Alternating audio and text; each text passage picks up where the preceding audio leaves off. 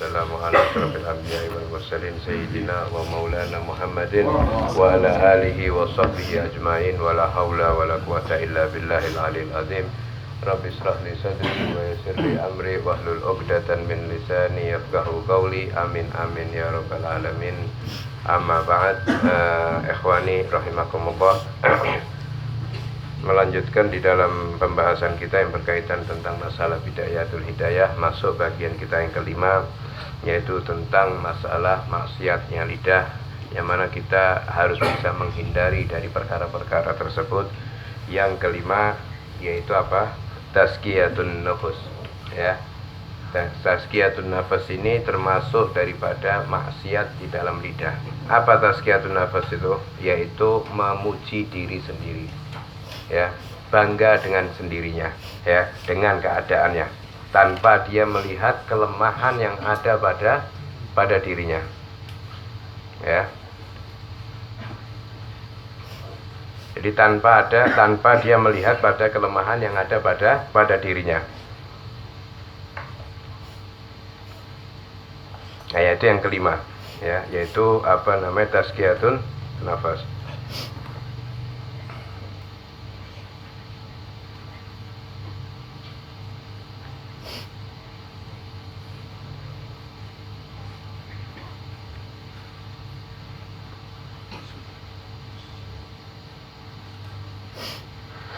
Ya, maksud daripada tazkiyah ini artinya mensucikan daripada dirinya, dari seakan-akan dia orang yang tidak punya cacat, seakan-akan dia orang yang selalu jalan di dalam kebenaran dan merendahkan yang lain.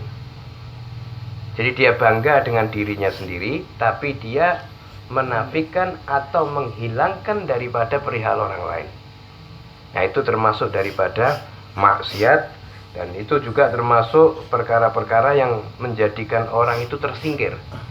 Tersingkir dari siapa? Ya, dari rahmat Allah Subhanahu wa taala. Kalau sudah tersingkir dari rahmat Allah Subhanahu wa taala, maka dia juga akan merasa terkucilkan di mata orang lain. Orang lain sudah merasa jijik, ya, selalu dengan mendengar pujian-pujian dirinya sendiri. Nah, itu tidak diperbolehkan, dan itu termasuk daripada maksiat, ya. Lain halnya kalau dia memuji dirinya tapi dengan tujuan tahadus bin nikmah. Nah, itu tidak jadi masalah. Memuji dirinya tapi karena ada sesuatu nikmat Allah Subhanahu wa taala, dan ini adalah bentuk syukur, ya. Dalam firman Allah Subhanahu wa taala disebutkan wa amma bi ni'matin fahaddits, ya. Dan adapun dengan kenikmatan Allah Subhanahu wa taala yang diberikan, maka apa? Ceritakan. Beritakan itu. Kenapa? Karena ini satu untuk apa? Untuk ibrah, pelajaran bagi yang mendengar. Seperti contoh, alhamdulillah saya melakukan hal kayak gini kok. Alhamdulillah jalan. Alhamdulillah saya meninggalkan perkara semacam ini kok alhamdulillah menjadi dekat dengan Allah Subhanahu wa taala. Alhamdulillah saya melakukan hal kayak gini kok tambah kehidupan saya kok tambah lebih nyaman, dan lain sebagainya. Nah, ini bukan dia memuji dirinya, tetapi memuji dirinya tapi untuk kebaikan. Nah, itu malah diperbolehkan. Tetapi kalau dia memuji dirinya untuk semata-mata karena supaya dia dianggap suci, supaya dia dianggap bersih, supaya dia dianggap tidak ada kotoran atau aib yang ada pada dirinya, dan kemudian dia juga merendahkan daripada citra orang lain, maka itu termasuk daripada perbuatan yang maksiat, ya, perbuatan yang maksiat. Kemudian dikatakan faqad qala Allah taala fala tuzakku anfusakum. Ya, di dalam ayat suci Al-Quran disebutkan, maka janganlah kalian memuji, madah, memuji daripada diri kalian masing-masing. Kenapa? Huwa a'lamu bimanittaqa. Sesungguhnya Allah Subhanahu wa taala adalah zat yang maha mengetahui bagi mereka orang-orang yang bertakwa. Allah Subhanahu wa taala mengetahui fisirri wal alan, sama saja di dalam keadaan zahir maupun yang secara batin, sir.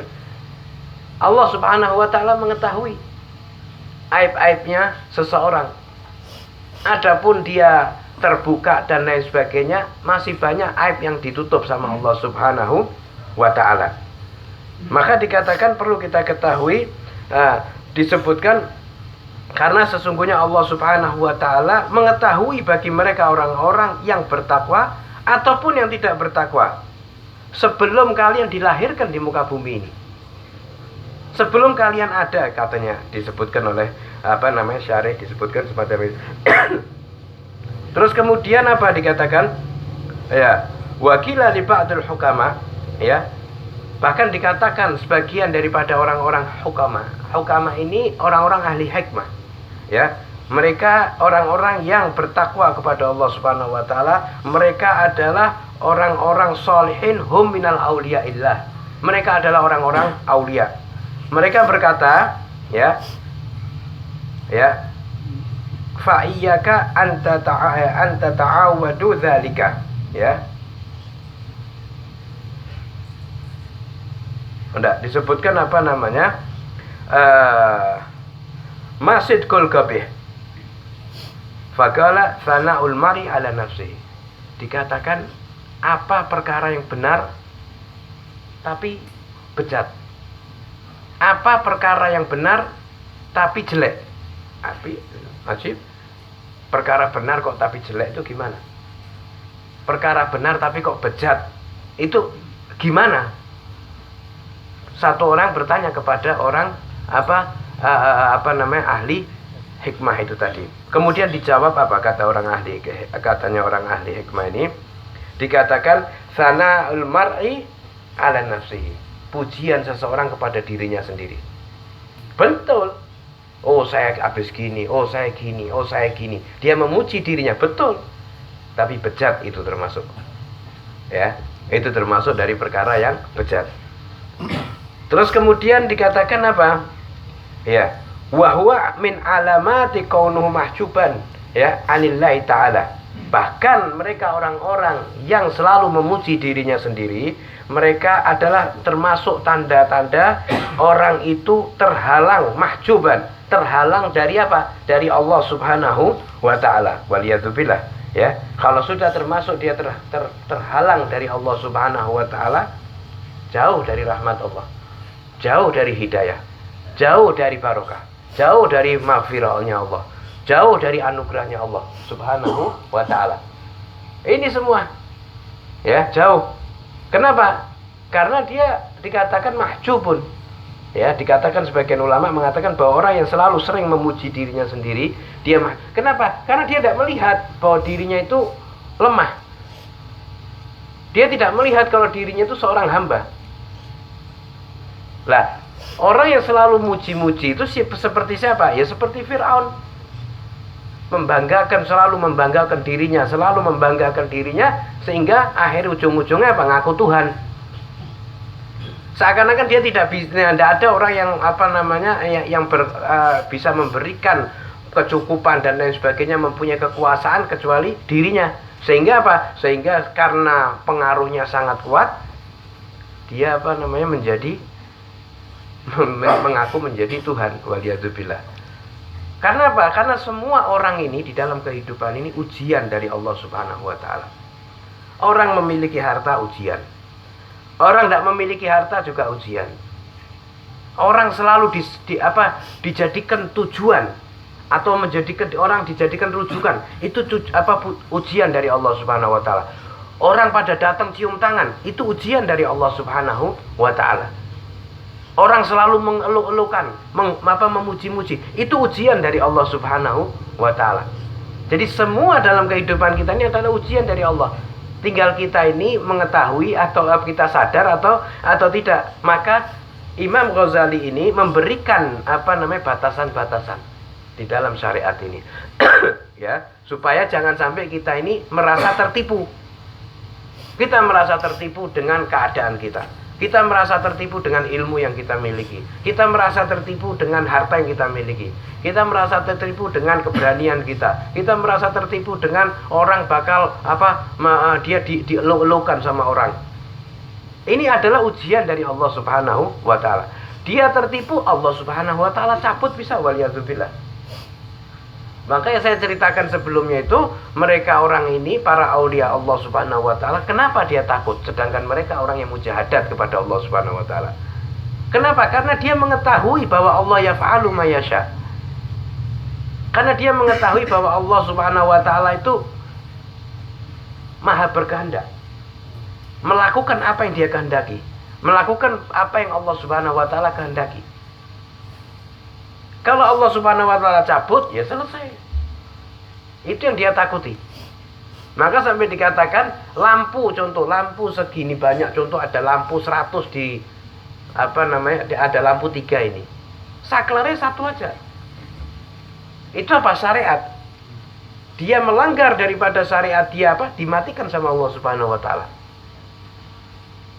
Tinggal orang ini tergantung daripada amaliyahnya. Magomnya tinggi maka lampunya banyak, magomnya rendah ya lampunya sedikit. Tapi ketika dia melakukan perkara yang salah, dimatikan sama Allah subhanahu wa ta'ala. Seperti ada satu kejadian Ibn Mukri, seorang qadhi, seorang hakim yang adil di zaman itu.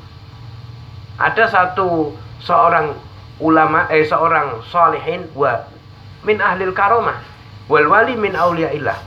Dia melapor kepada Ibn Mukri ini tentang sapi yang hilang. Sapi hilang ini dicuri sama seorang Yahudi. Dicuri sama orang Yahudi. Kemudian Ibn Mukri ini seorang qadhi ini, hakim ini meminta bukti, syahid, saksi. Mana saksi? Karena tidak ada saksi, dia bilang, apakah engkau tidak percaya dengan saya? Loh, saya percaya denganmu. Saya sangat percaya. Ente ini orang yang Masya Allah, orang yang dikenal. Saya percaya. Tapi karena ini berdasarkan syariat, orang yang melaporkan tentang pencurian atau menuduh pencuri, itu harus ada bukti. Dua saksi. Mana saksinya? Dia bilang, apa yang tidak percaya? Tidak percaya. Bukan tidak percaya, tapi ini syariat yang berbicara. Kemudian apa? Dari keramatnya dia sampai sapi ini disuruh ngomong. Anda milik siapa? Ya, saya milik syekh ini. Dia bilang, kami tidak menerima kesaksian dari binatang. Kami tidak menerima kesaksian dari binatang. Kamu tidak percaya? Ya ard khudi. Wahai bumi, telan ini orang. Hakim ini ditelan sampai sedengkul. Kemudian tetap tidak percaya. Ini orang Yahudi ini menyaksikan tentang kejadian itu. Orang Yahudi. Dia bilang, sapi suruh ngomong lagi. Tidak percaya. Bukan tidak percaya sama kamu. Tetap saya percaya. Tetapi dalam syariat kamu harus bisa mendatangkan saksi bahwa ini sapi milikmu. Ya ard hudi. Wahai bumi, telan ini orang. Ditelan sampai ke perut. Dan itu sampai berulang lagi. Ditelan lagi sampai ke dada. Nah, Ibn Mukri ini tidak kuat ketika itu. Ketika itu tidak kuat. Karena sesek dan lain sebagainya. Kemudian dia menjerit, ya Rasulullah syariatak, ya Rasulullah, ya Rasulullah syariatak, ya Rasulullah syariatmu, ya Rasulullah. Artinya mau dibuat mainan dengan hal kayak gini, ya Rasulullah, sambil dia menjerit-jerit. Kemudian dimuntahkan sama bumi. Dimuntahkan sama bumi, diam. Dia bilang tidak bisa. Mana buktinya? Melihat kejadian ini malah mengakui orang Yahudi ini dan kemudian masuk Islam. Tetapi orang wali min aulia ini tadi dicabut sama Allah subhanahu wa ta'ala kewaliannya. Kenapa? Karena dia berarti sudah berjalan karena hawa nafsunya. Nah, ini perkara-perkara semacam ini perlu diketahui. Ya, perlu diketahui. Kenapa? Karena bangga dengan perkara diri sendiri itu mudarat yang luar biasa bagi orang-orang tersebut. Maka dikatakan, ya, fa iyyaka an tata'awwad dzalika. Maka hindarilah, hati-hati ya dari engkau kebiasaan tentang memuji ibadah dari diri sendiri. Wa'lam anna dzalika yunkisu min qadrika. Ketahuilah sesungguhnya memuji, bangga kepada diri, memuji diri sendiri itu akan mengurangi kadar dirimu sendiri. harga dirimu akan turun. Kadar di mata makhluknya Allah maupun di mata Allah Subhanahu wa taala, maka ini akan akan berkurang kadar itu. Kedudukan orang itu akan berkurang. Ya, harga dirinya akan berkurang. Indanas, ya, di mata manusia, ya. Wa yujibul maqtika, ya, indallahu taala, dan juga bisa menjadikan murkanya untukmu. Siapa yang murka? Allah Subhanahu wa taala, ya, di sisi Allah Subhanahu wa taala. Ya, terus kemudian ya,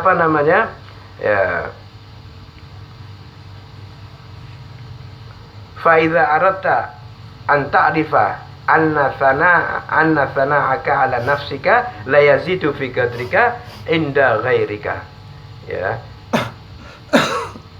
Fandur ila agronika idza atnau ala anfusihim bil fadli wal jah kaifa yastankiruhu, ya, qalbaka alaihim. Jika dikatakan, jika engkau ingin mengetahui, ya, tentang pujian engkau, engkau membanggakan atau memuji dirimu, coba balikkan itu perkara kepada orang lain. Ketika orang lain itu memuji-muji dirinya sendiri di depanmu, coba ente timbang dengan hatimu, maka niscaya hatimu akan merasa beban berat mendengarkan pembicaraan itu, ya, mendengarkan pembicaraan orang yang memuji dirimu, ya. Wastazkiru, tabiat kita ini sudah namanya sifat manusiawi. Tahu kita mendengar orang, oh saya ini gini, oh saya gini, oh saya gini, oh saya gini, saya ini kaya, saya ini alim, saya ini gini. Itu kita akan mengingkari daripada hal perkara tersebut. Nah, dan bagaimana zammuhum, celaan mereka ini ketika engkau berpisah kepada mereka. Faraktahum. Jadi ketika ente sudah berpisah, engkau berpisah kepada ini orang, engkau seakan-akan memuji dirimu sendiri. Engkau setelah berpisah, orang ini akan ngomongi ente, orang ini akan ngomongi kita, ya, mesti. Begitu juga ketika kita ini, ketika orang itu pergi, kita akan ngomongi orang itu. Begitu juga ketika kita memuji diri kita di depan orang, ketika kita berpisah dengan ini orang ini di belakang bakal ngomongi kita tentang kesombongan. Kadang orang ini tidak tahu dirinya sombong kecuali orang lain. Kenapa? Karena tidak mempunyai timbangan pada jiwanya. Kadang orang ini, oh ini orang sombong, tapi dia tidak menyadari. Oh ini orang pamer, tapi orang ini tidak menyadari. Yang tahu orang lain. Itu timbangan itu terkadang terjadi semacam itu. Maka dikatakan yang perlu kita ketahui, ya, fa innal mu'min mir'atul mu'minin. Yang perlu kita ketahui bahwa seorang mukmin itu adalah cermin dari mukmin yang lain. Ya, seorang mukmin ini adalah cermin dari mukmin yang lain. Artinya apa? Ketika kita melihat seorang mukmin, ya, dia dalam keadaan diceritakan aibnya. Kenapa kok dikatakan cermin? Itu langsung pantulkan kepada diri kita. Kalau itu terjadi pada diri kita gimana? Ketika kita mau ngomongi orang, enggak. Kalau itu terjadi pada diri kita gimana? Kalau kita mau membuka aib orang, pantulkan itu semua. Kenapa? Al mukmin mir'atul mukminin. Mukmin itu adalah cermin dari mukmin yang lain. Jadi ketika kita melihat ada seorang mukmin, oh ini ada cacatnya, celanya, ya, aibnya. Satu, langkah kita berusaha untuk menutup daripada aib itu. Kemudian langkah kita untuk memperbaiki daripada itu. Dengan apa? Ya dengan cara kita, kalau kita dekat ya kita empat mata dan lain sebagainya, sehingga memperbaiki daripada keadaan orang tersebut. Bukan malah diumbar-umbar. Itu makanya. Karena apa? Karena dia tidak mengetahui hakikat mukmin itu adalah cermin kita. Kalau kita yang digitukan merasa sakit yang luar biasa, ya. Padahal kalau orang yang mau menutup daripada aibnya, maka dia akan ditutup sama Allah Subhanahu wa taala aibnya di dunia sampai di akhirat. Nah, ini yang mungkin bisa disampaikan, kurang lebihnya walafu minkum, ya wallahu alam. Al-Fatihah.